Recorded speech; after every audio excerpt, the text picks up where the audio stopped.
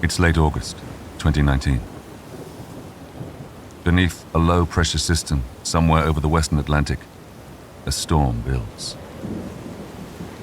As it moves further west, pushed along by trade winds, the tempest continues to grow in size and strength, sucking warm air from the ocean and converting it into powerful kinetic energy. It escalates quickly as it approaches land, from a Category 3 storm to a fearsome Category 4, bringing extreme winds capable of inflicting catastrophic damage. Less than 24 hours later, the day it reaches the easternmost shores of the Bahamas, the storm is upgraded again to the maximum deadly Category 5.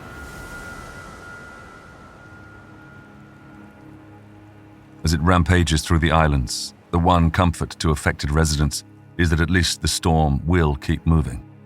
They always do. Soon enough, this nightmare will be behind them. But this storm is different. First, the hurricane's forward motion slows to an excruciating pace.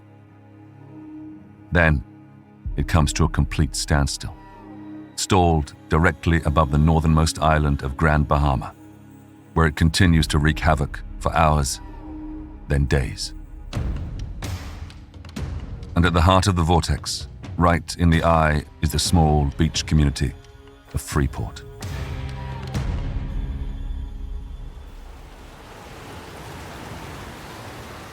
"180-mile-an-hour winds pummel the hotel-lined oceanfront. Buildings strain at their concrete foundations. Palm trees are uprooted. Roofs are torn from their rafters and sucked, cartwheeling into the rain-filled air. Huge waves barrel down Main Street, smashing through souvenir shops, engulfing cars, sweeping away road signs. In the residential neighborhoods, gardens are inundated, homes deluged. We could see that our entire yard was covered in water. We were now an island. Just our house was an island. And, terror, just total terror. Many of Freeport's 40,000 inhabitants have already evacuated. But some remain, whether by choice or necessity. A handful of resilient souls who now find themselves trapped in their houses, desperate and cut off from any rescue. Like 38-year-old Tara Pyfrom and her family. It's just, we don't know what to do. We can't go outside. We can't stay inside. And the water keeps getting higher. It's not slowing down. It's a couple of inches, and then it's another foot. And then we're not dry on our kitchen counters anymore. The house is half full of water. At that point, we're in danger now. We're in danger of drowning inside of our house.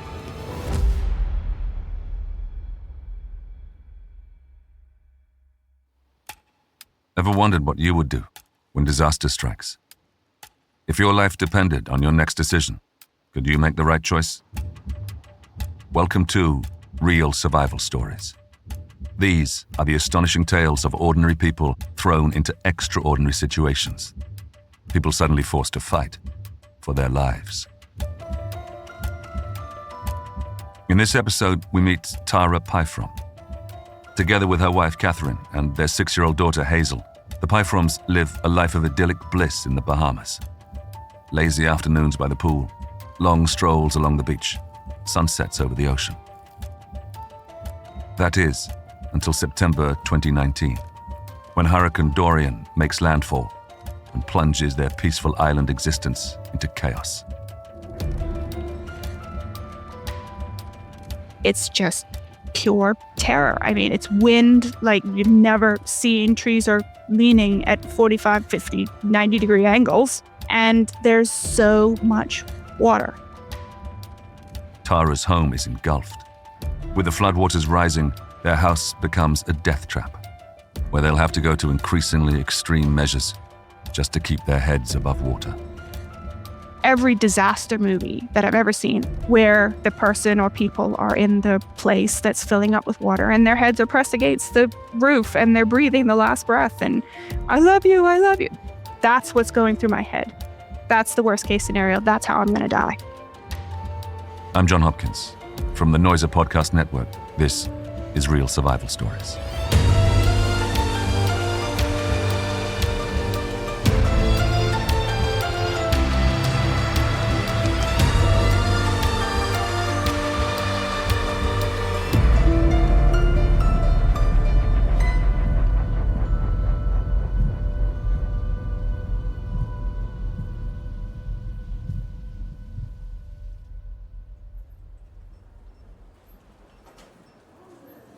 It's late August 2019 in Freeport, Grand Bahama.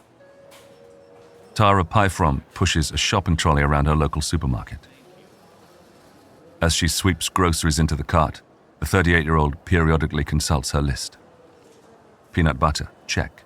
Tinned soup, check. Crackers, check. Certain items always vanish from the shelves in the days leading up to a storm, which is why Tara has made an effort to do her shopping well in advance before the panic buying begins. Even several days out from the storm's forecasted landfall, the store is busier than usual for a weekday afternoon. Apparently, Tara wasn't the only one with this idea. The majority of Freeport's population are expats, lured to the Bahamas by the promise of sunshine and the gentle pace of life. Tara, however, is Bahamian, born and raised. My entire family tree, going back 8-9 generations, all born in the islands of the Bahamas. Lived there my entire life. My entire childhood was on a little tiny rock, literally 300 people population. So taking a ferry to go to school every day kind of deal. So of course the ocean is hugely ingrained culturally, personally, emotionally, all of those things, very, very much a part of who I am.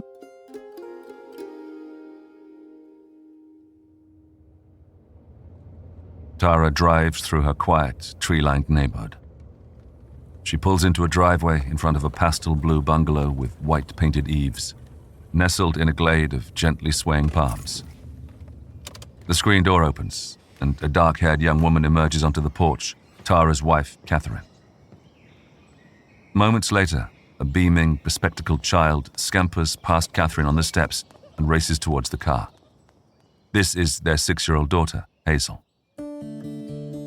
My wife, Catherine, and I, we work really well together. We finish each other's sentences, and yeah, I'm madly in love with my wife, and I will go nuts and be really sappy about it if you let me.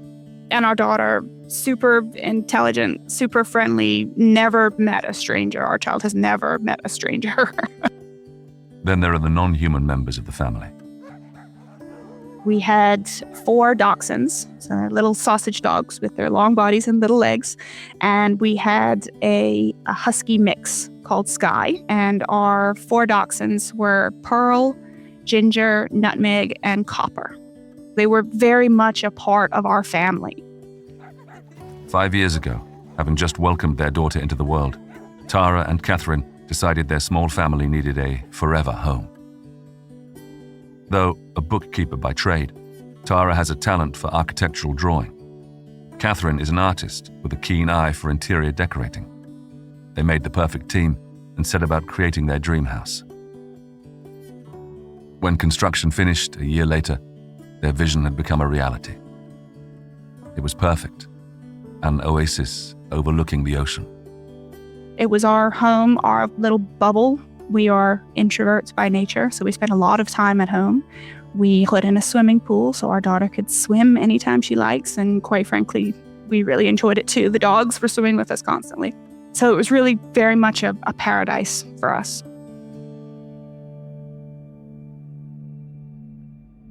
But this is a fragile sort of paradise. The Bahamas lie at the apex of the Atlantic hurricane belt, a stretch of ocean where warm water temperatures help fuel the development of hydrometeorological events.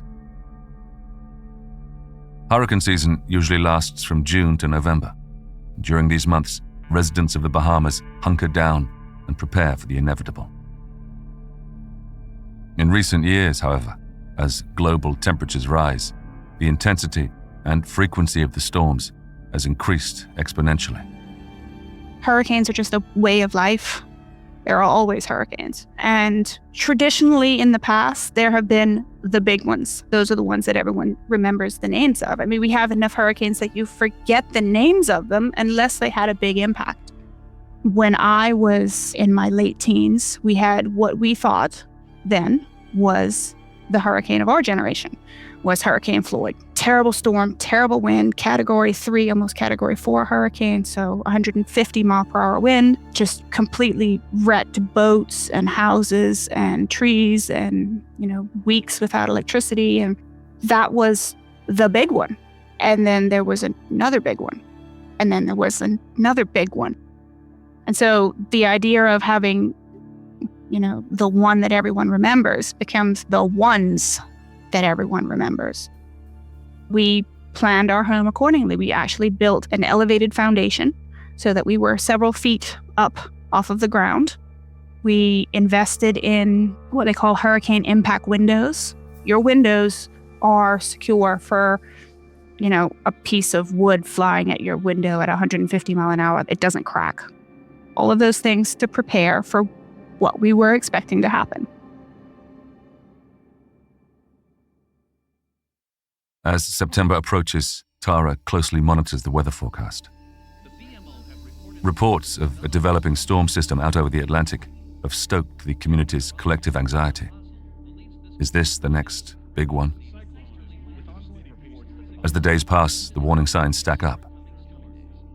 On August the 28th, the tropical storm is upgraded to a Category 1 hurricane, increasing in size as it surges across the Caribbean Sea. And over the next 48 hours, as it races north towards the Bahamas, it intensifies at an alarming rate. Category 1 increases to Category 2, then quickly to Category 3. Some take the decision to evacuate the islands or to retreat to community shelters, but Tara and her family are staying put. We have never chosen to leave because we've always done this. We've done it again and again and again, and never had threat to our lives personally. That coupled with the fact that we had 5 dogs. We can't leave them. We could put them in a shelter, but there are babies, there are children. We're not gonna put them in a shelter. So we choose to stay.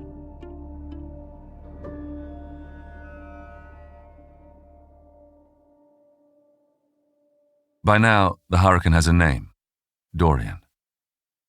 All day, Saturday, August the 31st, Tara keeps track of its progress. There is still hope that the storm might dissipate before reaching them, or that the wind will change direction and spare them from a direct impact. But as the day wears on, this hope dwindles. The storm got closer, and then the storm got bigger, and the storm got stronger. And then the anxiety really kicked in. Okay, this isn't just another hurricane. This is monumental.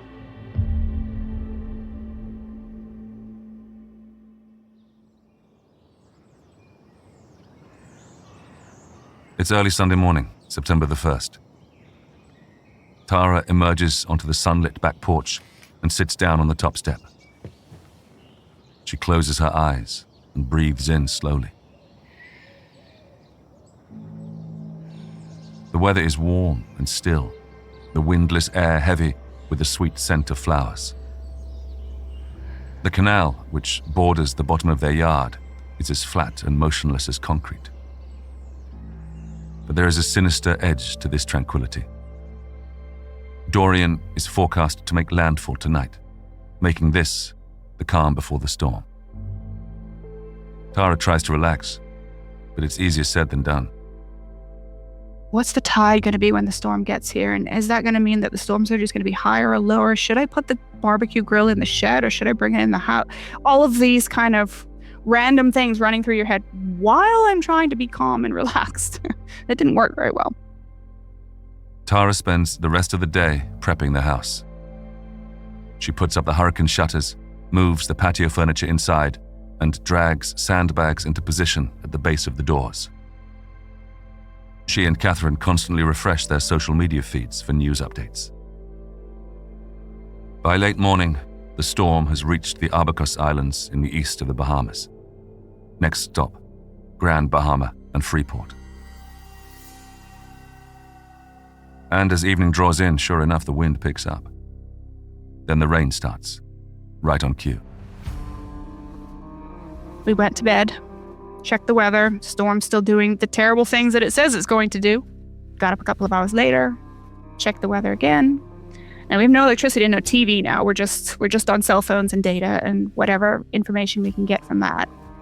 And so we're, sleeping a little, but not a lot. And the wind gets worse. It gets louder. It gets louder again.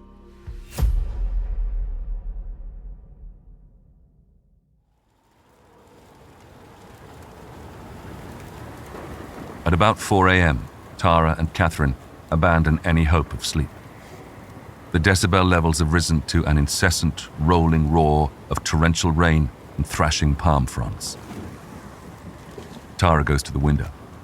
She takes a flashlight and presses it against the glass, thrusting a dim yellow beam into the darkness. And we could see that our entire yard was covered in water. We were now an island. Just our house was an island. And, terror. Just total terror. It's even worse than feared. Engorged by the surging ocean, the canal has burst its banks. Their lovingly cultivated garden has disappeared beneath a rough, brown sea, pocked with heavy rain. The floodwater has risen almost level with the decking of the back porch. But at the same time, I'm in my head, okay, but the water's out there and the house is high and we'll be fine. If we get a couple of inches of water inside, it's annoying. We're going to have to, get insurance money. It's going to be a pain in the butt, but we'll be fine. A couple of inches, no big deal. The house is strong. We'll be fine. So I kept telling myself this. We're going to be fine. But then it just kept getting worse. The water creeps across the decking.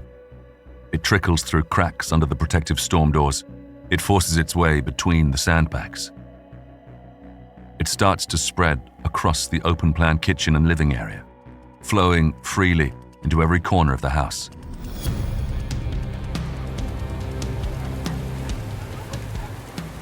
A frightened, bleary-eyed Hazel comes wandering out of her bedroom, a cuddly toy tucked under each arm, water sloshing around her ankles. Catherine sweeps her daughter into her arms and stares beseechingly at Tara. The dogs, 4 of whom barely stand a foot high, leap onto the sofa to escape the rising flood. A couple of inches quickly becomes a foot, then 2 feet. Tara looks around, dazed, as their home, their sanctuary, is overwhelmed.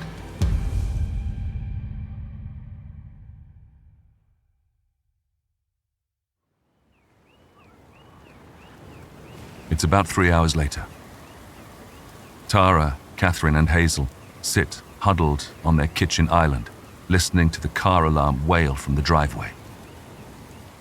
3 feet of water now swamps the kitchen. Assorted domestic flotsam bobs on the surface, a dog bowl, a flip-flop, a child's backpack. Eventually the car alarm falls silent. The water must have finally fried the vehicle's electrics. At that point, we're in danger now. Like if we're sitting on our kitchen island and the water's not slowing down and it's still rising, we're in danger of drowning inside of our house. And so we're having crazy conversations about swimming in a Category 5 hurricane, several hundred feet to our neighbors. They've posted an SOS on Facebook, but there's no way anyone's coming to get them. No rescue boats would brave this weather. Tara looks out of the rain-lashed windows. Through the chaos, she can discern the outline of their neighbor's 2-story house, standing above the floodwaters like an island. But with 180-mile-an-hour winds churning the air, attempting to swim across to it would be sheer madness. It's just, we don't know what to do. We don't know what to do. We can't go outside. We can't stay inside. And the water keeps getting higher. It's not slowing down. It's another foot. And then the house is half full of water. Every disaster movie that I've ever seen where the person or people are in the place that's filling up with water and their heads are pressed against the roof and they're breathing the last breath and I love you. That's what's going through my head. That's the worst case scenario. That's how I'm going to die.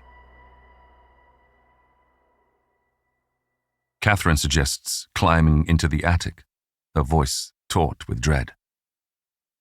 But Tara is firm. That is not an option. She has decided that there's now only one viable path to survival. The attic was mentioned, and it was immediately no. If we go to the attic and the water reaches the attic, we're going to drown in the attic. There's no way out of the attic. And so that was we need to get out of the house. We have to get out of the house right now. I don't know where we're going to go, but we have to get out of the house while we can.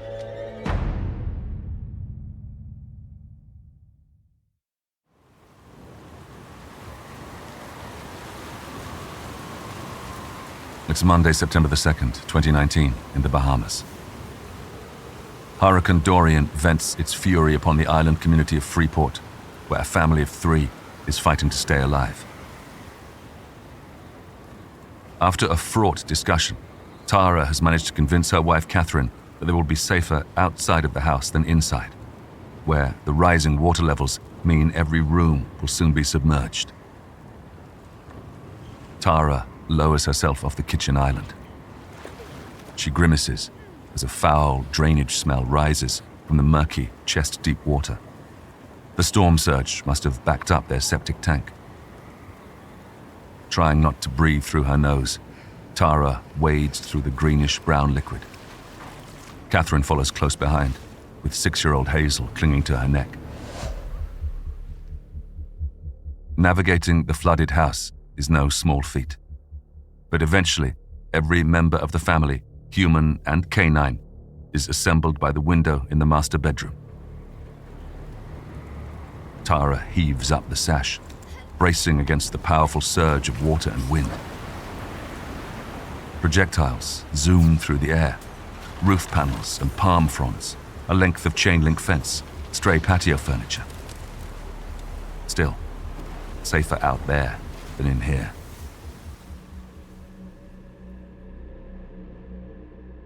I climbed out of the window.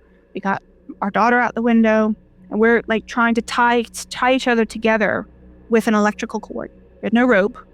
Terrified we're going to get separated by the waves, so we're tying ourselves together with electrical cord so that we can stay together. As well as the electrical cord, they have managed to source a waterproof mattress that might function as a makeshift raft. Catherine passes Hazel through the window and into Tara's arms. After fastening herself to Hazel with the cord, Tara places her daughter onto the mattress, which immediately drifts away in the current until the tether pulls tight and the mattress holds still, straining against the cable. Now the dogs.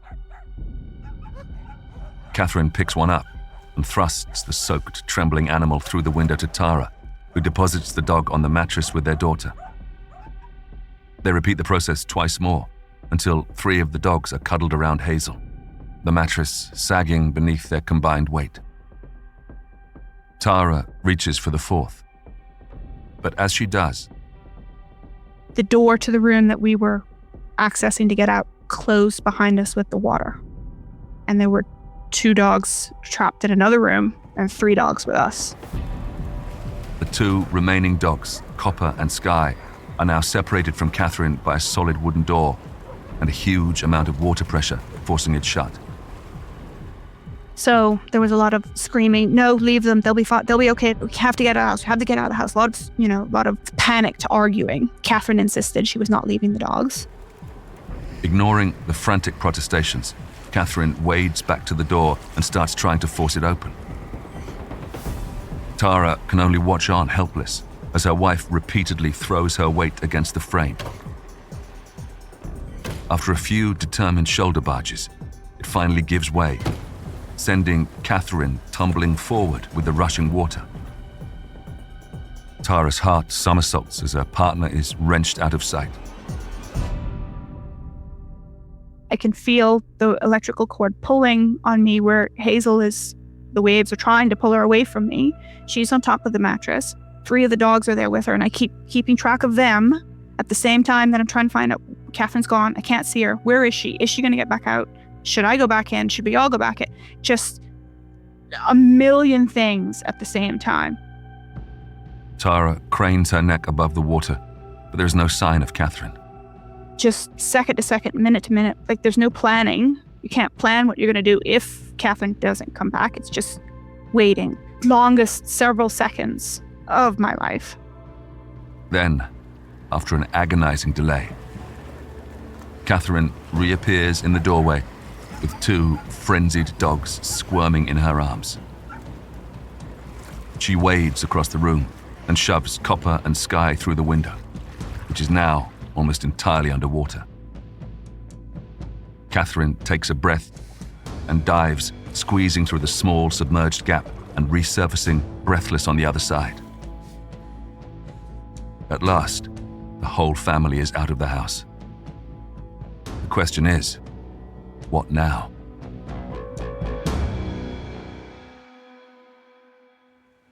They stand on tiptoes, grim-smelling water lapping at their chins, bellowing to be heard over the ear-splitting roar of the wind. Suddenly, one of the dogs shifts its weight. The mattress capsizes, jettisoning its precious cargo. Tara leaps forward, grabs Hazel, and hoists her back onto the mattress. The 6-year-old straightens her glasses as she gulps down air. Catherine plucks the yelping dogs out of the water and returns them to the makeshift raft. Disaster averted, this time. But it's becoming clear that leaving the house might not have been the right decision after all. Our daughter's screaming, I want to go back inside. I don't want to die. I don't want to die. Our 6-year-old is screaming, I don't want to die. I will hear that for the rest of my life. Tara turns to look over at the neighbor's house. Squinting through the maelstrom, the building looks even more distant than it did before. A faint silhouette, separated from them by a raging torrent of seething brown water. Tara adjusts her feet, straining her toes for contact with the porch decking. Pretty soon, they'll be forced to swim, and it will only get harder to stay together as they battle against the fierce currents and flying debris. For Tara, the next decision they make comes down to a single, terrifying choice. Do we drown now or do we drown later? If we stay outside, we're going to drown now. We have to go back inside.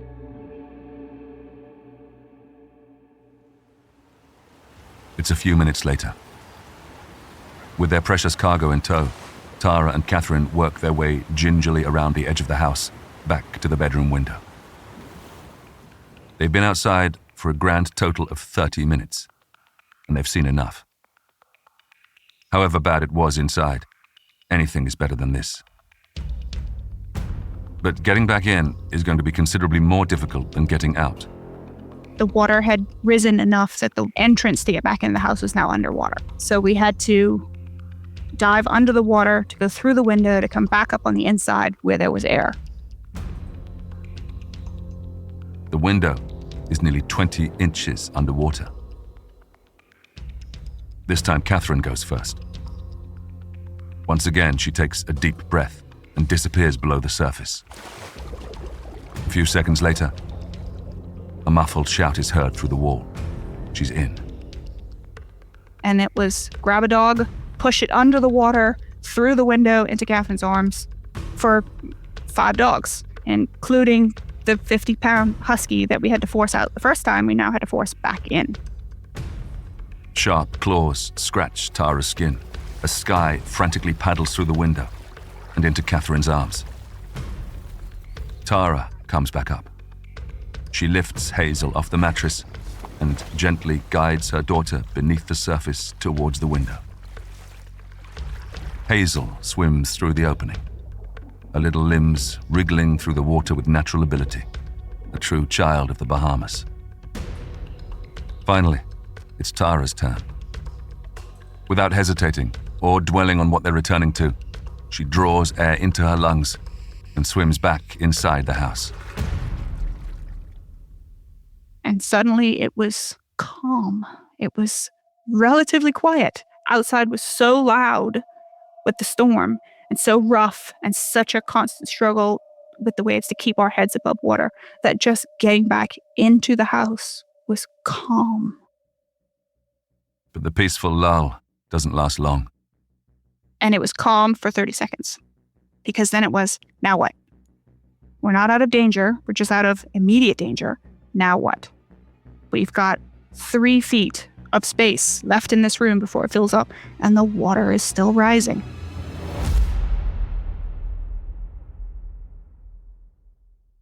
It's now about 11 a.m., and Tara's home is almost entirely underwater. Hazel and the dogs are packed onto the floating double bed, which is wedged against the ceiling by the ends of the bedposts. With the surface still rising and the hurricane showing no signs of abating, their only option now is to position themselves as high up as possible. And that means resorting to a place that Tara earlier dismissed outright: the attic. If the water continues rising while they are up there will be no escape. But what choice do they have? Our decisions are not working out so well. Consensus was, go to the attic. There's no other option, and I conceded to there's no other option now. Tara opens the ceiling hatch and pulls down the retractable ladder. She and Catherine load Hazel and the dogs up through the hatch. Before climbing up themselves, they grab a rucksack filled with food, medication, dry clothes, and a few important legal documents. As she steps onto the ladder, Tara takes note of the water level. It's currently sitting just above the 3rd highest ladder rung. How much longer until the next rung disappears? And the next? Tara hauls herself through the hatch and into the attic. In truth, attic is a generous word for this dark, dusty crawl space. There's no real floor. You're standing on 2-inch pieces of wood every 3 feet. In between that, there's insulation and drywall. So if you step in between these wooden bracing, you're going to fall through. And it's pitch black. Like, it's really dark. So you try not to hit your head. You're trying not to fall through the ceiling. And you're trying to find somewhere to just sit. The family tries to get settled. Fortunately, they manage to find a couple of plastic storage containers, large enough for Hazel and the smaller dogs to sit inside. But with room for only 1 person per wooden rafter, Catherine and Tara are forced to sit apart, alone with their thoughts. Tara squeezes her wife's hand, then goes to find a place to situate herself. The hurricane is a never-ending cacophony, thundering in the darkness. Tara shuffles herself onto one of the hard timber joists. All they can do now is wait. Barely a minute has passed, however, before a new emergency presents itself. We realized after we got into the attic and kind of caught our breath for a second that we had food, but we had no water. We didn't know how long we were going to be there, and we knew that we needed water. After the exertion of the last few hours, dehydration will soon become a big problem.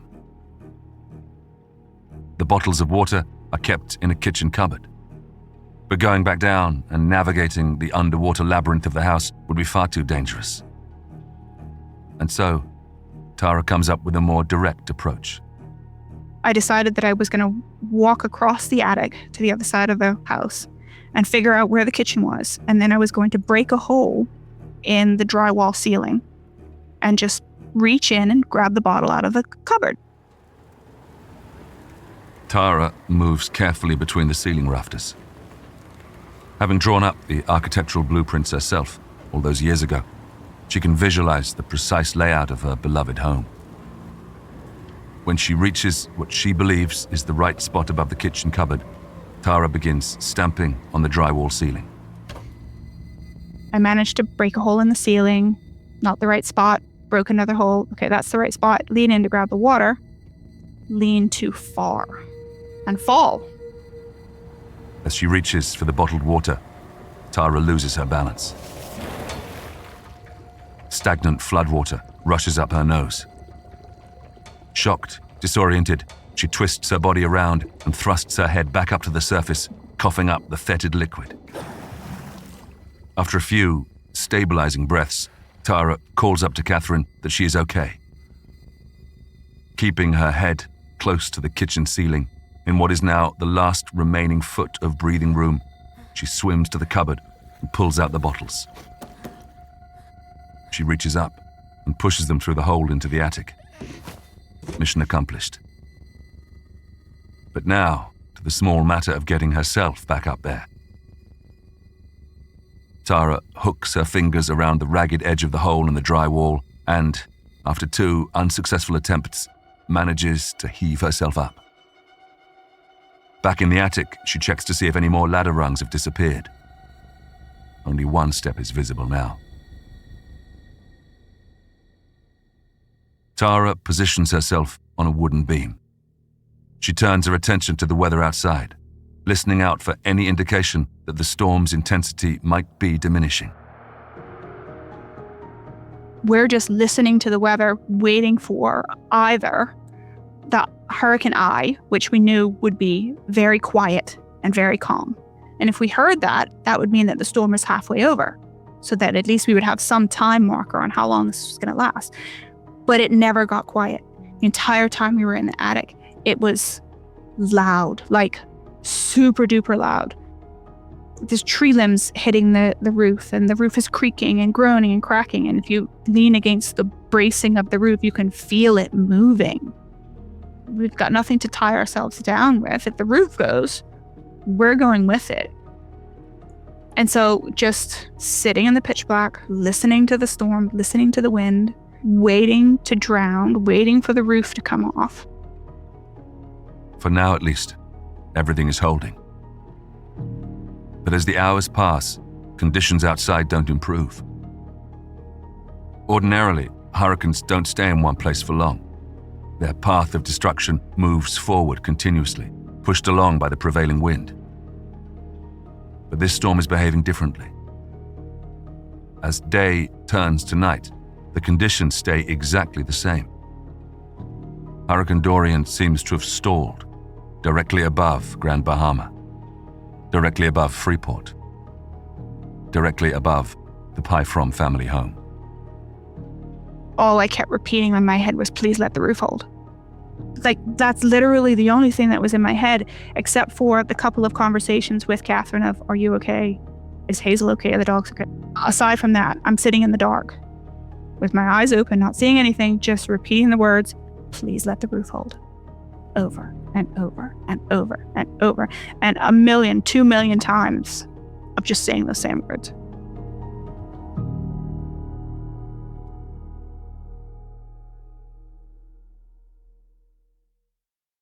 It's 5:30 a.m., about 18 hours since Tara and her family first went into the attic. She sits hunched on a length of wooden bracing. Her muscles and joints ache from hours spent in a state of constant full-body tension. Catherine sits a few feet away, while Hazel sleeps in one of the plastic storage containers, curled up under a blanket. All night long, Tara has been listening to the raging storm. And as dawn starts to leak through the cracks in the ceiling, there seems to be a slight reduction in the strength of the wind, a barely noticeable easing of the rain. We used the cell phone flashlight that we had to check the water level. And we could just make out that one of the ladder steps that was disappeared had reappeared. And that was the water's going down. Sure enough, as the morning wears on, the sounds of the hurricane continue to abate, slowly but surely. There was a decrease in the wind. And with that decrease in the wind and the water very slowly receding was the storm is leaving. The worst of it is over. We're alive. Finally, at 11 a.m., a full 24 hours after first climbing into the attic, Tara descends the ladder into the ruinous remains of her home. When I went down the ladder, the entire wall was open, so I could see into the rest of the house. The wall was gone, and the house looked like a bomb went off. Tara, Catherine, and Hazel wander through the dregs of the floodwater, dazed, gazing blankly at the catastrophe that surrounds them. Then suddenly, a figure appears on the back deck, dressed in a wetsuit, goggles and fins. Tara stares, dumbstruck. Then the figure lifts up their mask, revealing a friendly face. It's our friend Jamie. And he is part of the Bahamas Air and Sea Rescue volunteer group, and they've come to get us. We're still blowing 90-mile-an-hour wind. He and 3 guys are out in an open boat, small boat, to come rescue people, and we're the first stop. And when I tell you that we just fell into his arms, we really did just fall into his arms. Moments later, Tara, Catherine, Hazel, and all 5 of the dogs are squeezed onto a motorboat as it chugs through their flooded neighborhood. Gale-force winds still whip across the water. Debris continues to hurtle through the grey, rain-cloaked sky. And yet, conditions are improving. The worst has passed. Jamie takes the traumatized family to the local sailing club, which has been converted into an emergency holding area. The manager of the club provides them with food and dry clothes. But this is all just a short-term solution. This was not a shelter. It was not set up as a shelter. We couldn't go to any of the shelters on the island if we had been able to get to it at that point because we were still in the middle of a hurricane. We had dogs. None of the shelters take dogs. So we were still in a position of, we need to go somewhere. We can't stay here. Where are we going to go? The Pyfroms decide to head to the home of a relative, in the hope that they'll have room to accommodate all 8 of them. Somebody in the shelter offers to give the family a lift, and so they pile into the cab of his truck and on to the next unknown. Driving through the devastated neighborhood is a surreal experience. Weaving around flooded areas, we got to take this street to get to that street. I have no idea where we're going. I've lived here for years. It's not recognizable. I don't know what street we're on. In the end, they don't make it to their relatives. A chance encounter reminds them that while Freeport's landscape has been wrecked beyond recognition, its community spirit remains unbroken. Met up with some other acquaintances along the way. Oh, I can help. Some of you guys get in with me because we're all piled one on top of each other in this single cab truck. And the other acquaintance is like, oh, well, come to our house. We've got lots of space. Come stay with us. Yeah, the dogs can come too. Come with us. And that's where we ended up. An acquaintance, someone we'd said hi to 6 times in the school pickup line. And they fed us. They gave us a place to stay. We had beds. We had electricity because it was a massive generator at this place. And just took care of us.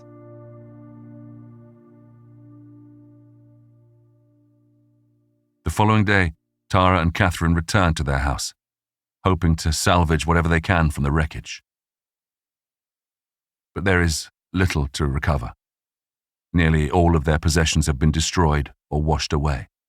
Their home barely more than a hollow shell. In the face of this loss, it seems moving on is the only way forward. We were far too traumatized to even think about trying to recover on island. We need to leave. We need to leave, and we need to leave as soon as we possibly can. And so that's what we did. One of the first flights that came in with supplies went back to Florida empty. They took us and the dogs.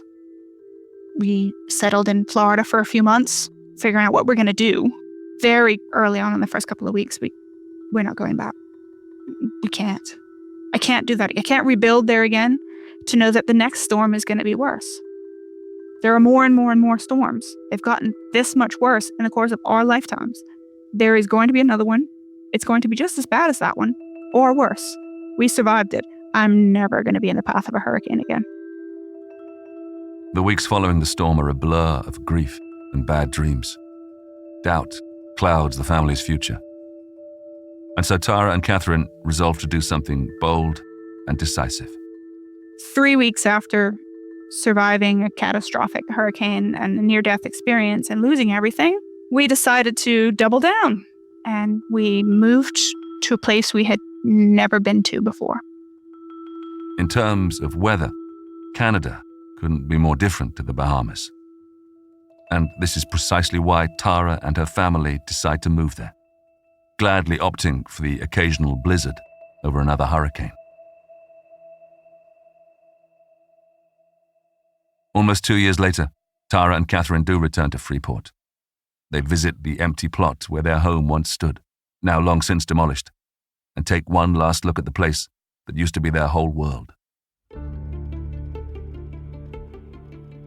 That was very much for us a challenging one, in that, this was a huge part of us. It was so much time and effort and love put into this place, this physical place, and then it was gone. There's a lot of sadness, there's a lot of grief in the loss. There is still a lot of grief in the loss. Grief stays with you. It's just non-linear and has many different phases. I don't know that it will ever actually be fully processed. Hurricane Dorian was the strongest recorded hurricane in the Bahamas history. It was also the deadliest, with more than 80 confirmed fatalities and hundreds more unaccounted for.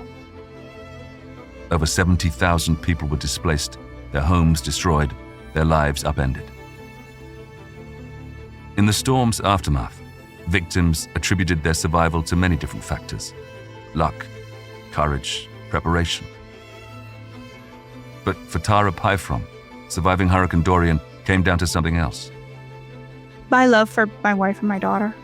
I think that really is all it boils down to. Every decision, every burst of adrenaline that I didn't think I had, I wasn't surviving for me. In my mind, I was keeping them alive. They were keeping me alive too. We were all keeping each other alive. But in the moment of the experience, I was doing everything I could to keep them alive.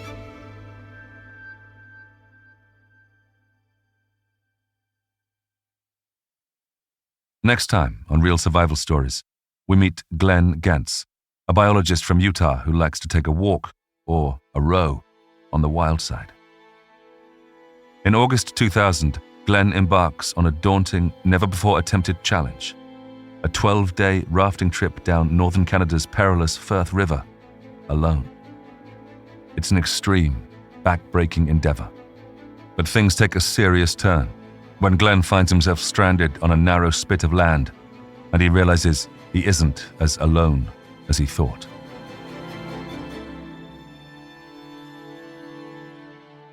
That's next time on Real Survival Stories. Listen to Glenn's story today without waiting a week by subscribing to Noiser Plus.